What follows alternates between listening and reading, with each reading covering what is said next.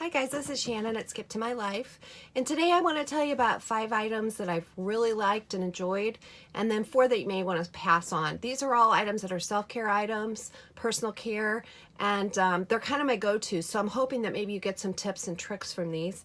The first one I want to talk about is, when you come home from work or you've had a really stressful day. I know graduation's coming up right now. Dr. Teals, this is awesome. Both the bath soak, the mineral soak, and the bubble bath. I have sensitive everything, and you may too, I don't know, or you may know someone who does. My skin's sensitive, my stomach's sensitive, so I have to be really careful what I purchase. I've had great success with Dr. Teals. It smells good. It's not so powerful that it fills up, the whole house or irritates my skin. Love Dr. Teals, and I'm going to make sure I always have that on hand. And I wanted to show you too, these little bottles. I got these at Dollar Tree. They're the perfect size to hold either one packet of the mineral salt or one container of the bubble bath. And I've stacked these up in my bathroom where the tub is. And so I know that I always have how much I always have left. Sometimes it's hard to tell when you have those containers how much is left. And I also think it just looks fun. So that's the first thing, Dr. Teals. And I'm going to link to all of these below. So if you want to order or if you want to look for them, you'll know where they are. And let me tell you, these are almost all under $10. So also a bargain. You can get them at any local discount store. Second, Dove Dry Hairspray. This comes in several different iterations, I guess. This one's a light, like a mint color. It says care between washes. I have really fine hair, as you might see. I have a lot of hair, but it's fine. And so I don't just use this for care between washes. I use it just to add a little bit of volume to my fine hair. And I find that if I use this, some days I can go without hairspray. It just adds that little bit of volume. You do want to be careful if you have darker hair, because sometimes it's a whiter spray. It's almost like a powdery spray. It may show up. I know there are different brands for brunettes and dark-haired women, but this one works great for me, and I'm never going to be without that. That's one of my favorites. Okay, the third item, Bath & Body Works Winter Candle. Now, I know it's not winter. You can tell by how I'm dressed, it's not winter. But I love this fragrance. Next year, I'm going to be buying several of these so that I can use them throughout the year. Right now, I can just take the lid off. There's hardly any left, as you can see. What I like about the 3-wick candles is that, and I learned this from my sister-in-law, you don't have to burn all 3 wicks. I have a couple members of my family who are really sensitive to fragrance, and so I'll light 1 wick and kind of rotate that, or sometimes 2, or if I'm alone for the day, I can light 3 if I really like that. The scents within this winter candle are fir needle, orange, clove, and citrus. So really, the citrus plus the nature smell seem to really make it nice all year around. So that's one that I really like. I'm guessing you guys have your favorite candles too. If you do, list them below, because I love to find them.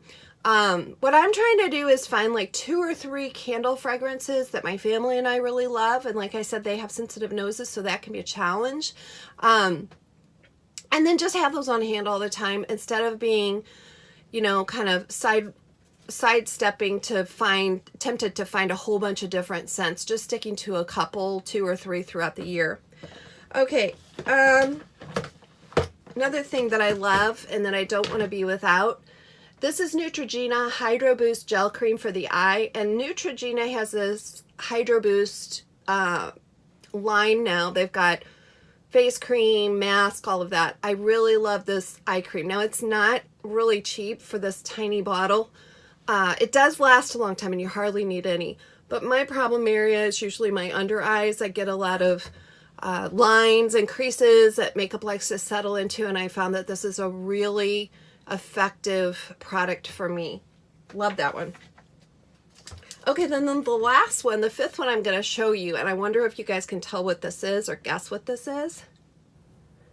If you guessed an eye curler pad, you're right. So eyelash curler, crimper, whatever you call it. I want to just tell you guys, disclose to you, I was going through my makeup, throwing out stuff that was old, refreshing it, which we all need to do about every 3 months. And I realized I couldn't remember the last time I changed this guy. And so that's really a good place for bacteria to build up, give eye infections. If you've been sick, you should probably change this after you are on antibiotics. So that's one thing I wanted to encourage you to do, and always keep those on hand. Okay, so now for the not so good. And I'm going to do this kind of in a couple categories. Here's 3 different eyeshadow palettes, and if you can tell, they're kind of falling apart. What do these all have in common? They're not expensive ones, but they're all shimmery. So I'm learning that over 40, for me, the shimmery shades really don't work as well as they used to, because I'm getting the hooded eyes like many of us are. And it just brings too much attention to that for me to be comfortable with. Maybe every once in a while I'll use a shimmery shade just for something different. But on most days, the matte shades really work better for me. So one of these is one I inherited from my daughter. I'll probably either give these to some little girls who like to play, or throw them away, or she might want some of these back. I don't know. We'll see about that. So that's the first category. Second, Almay Thickening Mascara. Now, this is made for sensitive skin like me, and I usually have really good success with Almay, but for some reason, this stuff did not agree with my eyes. What I'm finding too is that maybe if you can see this brush, it's a real furry brush. And what I'm finding is that I do better with the plasticky brushes without a lot of fur. And I don't know how else to describe that, but I think you know what I mean. So for me, it's equally the mascara as well as the applicator.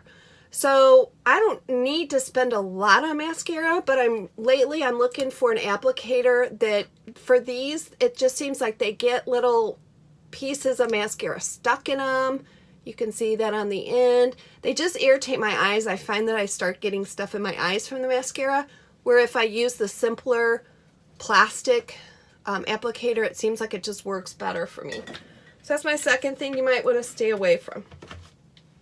Third is this waterproof, Rimmel waterproof mascara remover. And it says gentle eye makeup remover, so I thought I'd give it a try. Not really working for me. First of all, I found this to be a real challenge, and you guys may have too. I need to wear waterproof eye makeup and waterproof mascara, especially because I have a lot of allergies, as I've said before, sensitive eyes. My eyes are a little bit more watery. So if I don't wear waterproof eye makeup and mascara, it's just gone within a couple hours.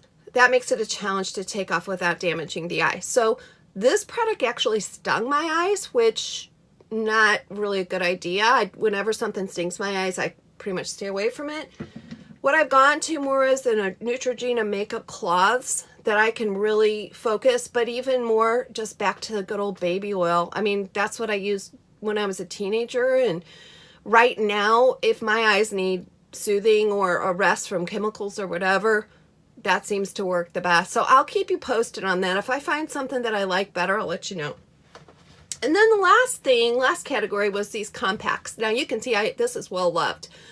I bought this guy when I was traveling a lot for work, and I was looking for one product that would have all my makeup in it.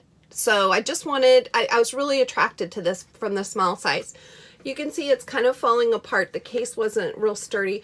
I'd say it was medium priced. It wasn't extremely cheap. This is the Flower brand by Drew Barrymore, and I really like Drew Barrymore. I like her movies and everything, but I was kind of disappointed. The reason for that is because, as you can see from this top going into the bottom, there's a lot of what we call fallout, which means it's so powdery that when you put it on, you're going to get some crumbs coming down your face, which can make dark circles and things like that. The makeup just isn't thick enough to stay put.